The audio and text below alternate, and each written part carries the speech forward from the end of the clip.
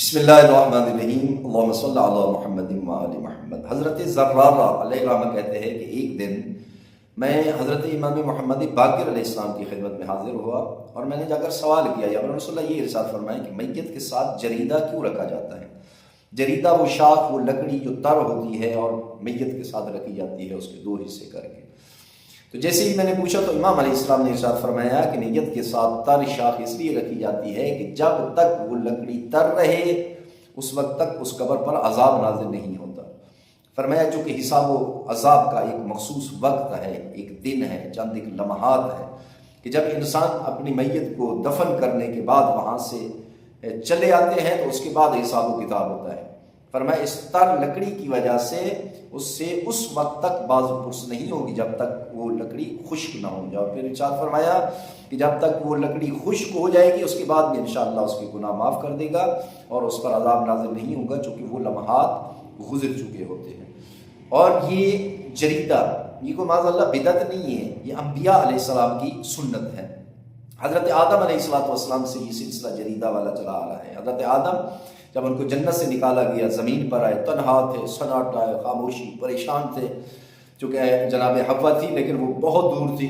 اب پروردگار کی بارگاہ میں دعا کی، پروردگار میں تنہا رہ گیا ہوں، مہربانی فرما جنت سے کوئی درخت بھیج دے کہ جو مجھے راحت، مجھے خوشی دے۔ تو خداوند عالم نے ایک کھجور کو وہاں بھیجا جس سے وہ استفادہ بھی حاصل کرتے تھے، اس کے سائے کے نیچے بھی بیٹھتے تھے اور کافی ان سے مانوس ہو گئے تھے۔ اور آخری لمحات جا کر وصیت کرتے ہیں اپنے بیٹے کو کہ جب میں اس دنیا سے چلا جاؤں، میرا انتقال ہو جائے، میں چلا جاؤں تو پھر اس کی ایک لکڑی کاٹ کر اس کے دو حصے کرنا اور میری قبر اور میرے کفن کے ساتھ قبر میں اندر اس کو دفن کرنا، تاکہ اس کی وجہ سے مجھے راحت محسوس ہو، مجھے خوشی محسوس ہو، قبر کی تنہائی ختم ہو۔ اور پھر یہی سلسلہ تمام انبیاء علیہ السلام اپنی قوم جو بھی انتقال ہوتا ہو ان کے کفن کے ساتھ جریدہ رکھتے تھے۔ یہاں تک کہ نبی اکرم صلی اللہ علیہ وآلہ وسلم کے دور سے تھوڑا سا پہلے جو جہالت کا دور تھا اس وقت یہ رسم، یہ سنت ختم ہو گئی، اور پھر نبی اکرم صلی اللہ علیہ وآلہ وسلم نے دوبارہ پھر اس سنت کو اجاگر کیا اور لوگوں کو بتایا کہ یہ سنت ہے اور اس کی بہت زیادہ فوائد۔ اور یہ روایت اہل سنت والجماعت کے یہاں بھی ملتی ہے کہ نبی اکرم صلی اللہ علیہ وآلہ وسلم جا رہے تھے، دیکھا راستے میں دو قبریں ہیں، تو ارشاد فرمایا کہ ان دونوں قبر مردوں پر عذاب نازل ہو رہا ہے۔ تو پوچھا کہ جب رسول اللہ یہ وجہ اس کی، فرمایا ایک ان میں سے چغل خور ہے جو ادھر کی بات ادھر کرتا ہے، لوگوں کو لڑاتا تھا، اس وجہ سے عذاب نازل ہے، اور دوسرا جو بندہ ہے وہ نجاست اور طہارت کا خیال نہیں رکھتا تھا، اس وجہ سے۔ پھر نبی اکرم نے ایک تازہ شاخ لی اور اس کو دو ٹکڑے کیے، ان کی قبروں پر لگایا، اور پھر ارشاد فرمایا کہ ان کی وجہ سے ان کا عذاب ختم ہو جائے گا۔